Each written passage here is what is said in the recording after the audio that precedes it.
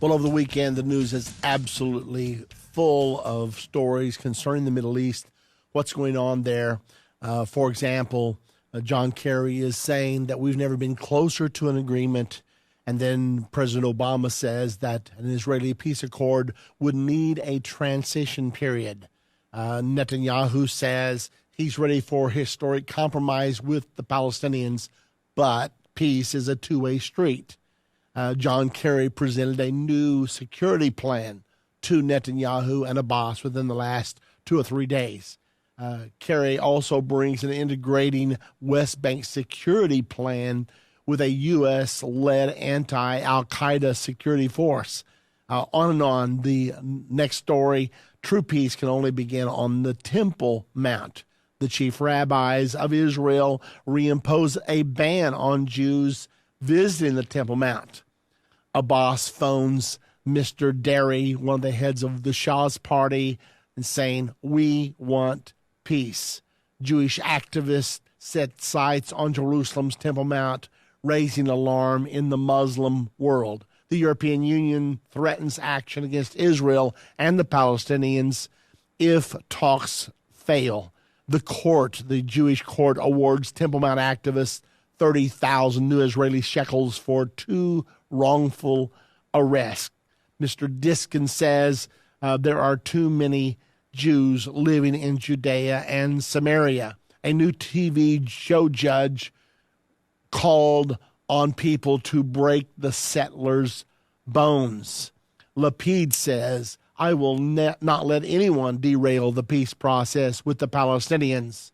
And then this report just in, John Kerry says he is considering postponing the release of terrorists by Israel in order to pressure the Palestinians to alter their stance. The PLO says no deals with Israel unless we get everything we want.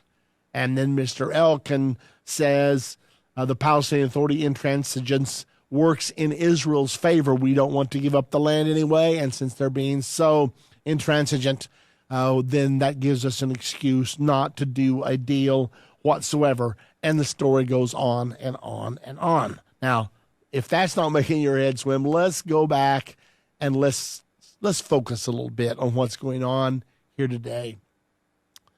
We know that peace talks have been ongoing now for 4.5 months, and there's 4.5 months left till the deadline.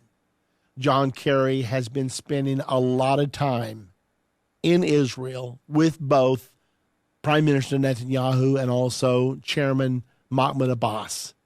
He has been spending time personally cajoling, pushing, doing everything within his power to move the peace process along. So finally, he says, this actually is a story from the Jerusalem Post on the 6th of December, just 3 days or so ago. Israeli-Palestinian peace deal has never been closer. Let me actually allow you to hear what the article is saying. Just prior to his departure from the region after a visit to Israel and Palestinian Authority-ruled areas, Kerry said that peace has never been closer. For now, let me just reiterate how grateful I am for the courage that both Prime Minister Netanyahu and President Abbas both continue to display against naysayers, against opponents, as they pursue a full exploration of the possibilities of peace, Kerry said. Okay, now stop. What does that mean? When he commends Netanyahu and Abbas for the courage they are displaying in the talks, what does that mean? Nobody knows. Why don't we know? Because all of the talks are being conducted in secret, and John Kerry has reserved it for himself to be the only person that speaks on the subject. And he's not doing much talking except to say an Israeli-Palestinian peace deal has never been closer. He goes on to say, I believe we are closer than we have been in years to bringing about the peace and the prosperity and the security that all of the people of this region deserve and yearn for. Kerry, following 3 meetings over the last 36 hours with Netanyahu, said before leaving Friday afternoon that if Israel's security cannot be increased through an agreement with the Palestinians, it will be difficult to reach an agreement. Now, Israel's number one demand is our security must be ensured. They withdrew from Gaza in 2005, thinking that this would gender goodwill, and all it did was gender many more 8,000 rocket attacks against southern Israel. They withdrew from Lebanon in 1981, 82, thinking that the Arabs would see this as a peace gesture, but they received nothing but more criticism and vilification as a result of those actions. So Israel is somewhat gun-shy about saying, oh, if we'll do this, then they will appreciate it and we will live happily forever after. Israel's saying, no, not again. This time, we want absolute security insurance. We want to devise a system whereby we don't have to depend on anyone else for our security. We are in a position that our security is, in fact, insured. That's their number one demand at this particular time. Now, that takes many forms. For example, Israel up till now has said we're going to have to maintain soldiers along the Jordan River in the Jordan Valley because that's our natural defensible border. When you have that river running the length and breadth of Israel between Israel and Jordan, then that gives us a level of assurance if we are able to establish our border there. And by the way, it's more than just a river. It's a no man's land with an electronic fence, very heavily defended, easy to defend. So Israel says, we've got to keep troops along there. The Palestinians say, no Jews will remain living in the West Bank area. So they are negotiating back and forth. What will Israel accept? What will the Palestinians allow in order to finally bring an end to hostilities and to bring peace?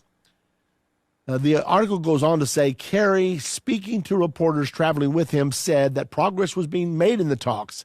He said he was able to speak of progress because we have gone through a very detailed, lengthy, in-depth analysis of the security challenges of the region, particularly the challenges to Israel and the creation of a viable, independent Palestinian state. So that's where things are right now. There's a lot more to this article, and perhaps I'll give you more of that as we move along. But nevertheless, Kerry is saying we're closer than we've ever been. Others are saying we're making no progress whatsoever. If it weren't for the prisoners being released, we would pull out of the talks right now and forget the whole deal. There's a lot being said, not a lot from Netanyahu and not a lot from Abbas. All Netanyahu is saying is peace is not a one-way street. If the Palestinians are expecting us to compromise, they need to make some compromises.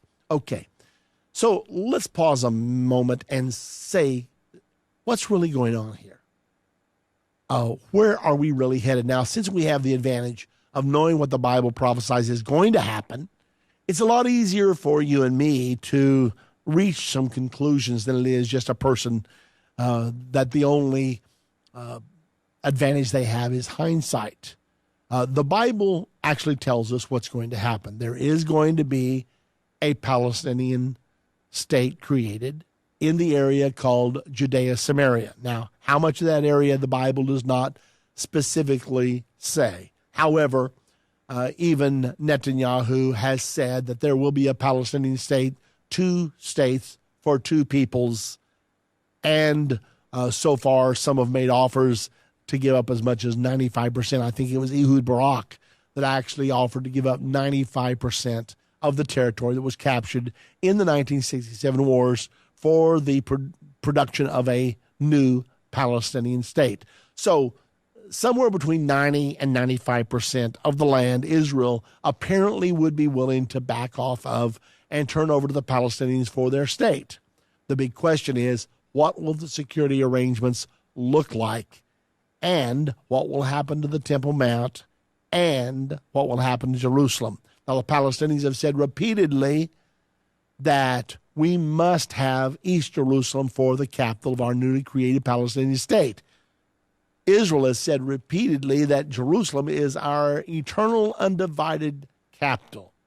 Well, all of that is leading us to one conclusion, and that's this article from President Obama. This came from the Jerusalem Post just yesterday. Israel can't expect a replica of Gaza in the West Bank. That is unacceptable, U.S. President tells Sabin Forum. Says he feels framework for agreement would be reached over the next several months. So President Obama says he thinks there's going to be an agreement, but he also says that this agreement will have to consist of a transition period. An agreement between Israel and the Palestinian Authority would likely be restricted in its initial stages to the West Bank, with the hope that Gazans would seek the benefits and bring pressure on their leaders to take part, U.S. President Barack Obama indicated on Saturday. In other words, he's saying Gaza we're really not trying to deal with right now. We're simply trying to deal with Mahmoud Abbas and the Palestinians right now, and the people of Gaza under Hamas control. That's a whole other story. With the current 9-month negotiations between Israel and the Palestinians at about their halfway point, Obama said, speaking at the Sabin Forum in Washington, that he felt a framework could be reached over the next several months. He said that while it may not address every single detail, it gets us to a point where everybody recognizes that it is better to move forward than backward. So Obama is saying that there must be an interim deal with a transition period. Now, this is exactly what the Bible prophesies. It's been discussed repeatedly, the possibility of an interim deal. The Palestinians are saying, no, we will not settle for an interim deal. The West Bank Jews are saying, no to an interim deal. And yet it appears that Netanyahu probably favors an interim deal. He's willing to give up some things, but he's not willing to take responsibility for such things as redividing Jerusalem or allocating part of Jerusalem as the Palestinian capital. So he's willing to give on some points in order to move the Palestinians out from under Israeli rule so that Israel is no longer looked on as an apartheid state. But at the same time, there are other things that the Palestinians are demanding that he is not willing to accede. Consequently, that's what the negotiations are all about. We're halfway there. We're 4.5 months away from April the 29th, the date that has been set by Secretary of State John Kerry. So will the final 7 years begin on April 29th?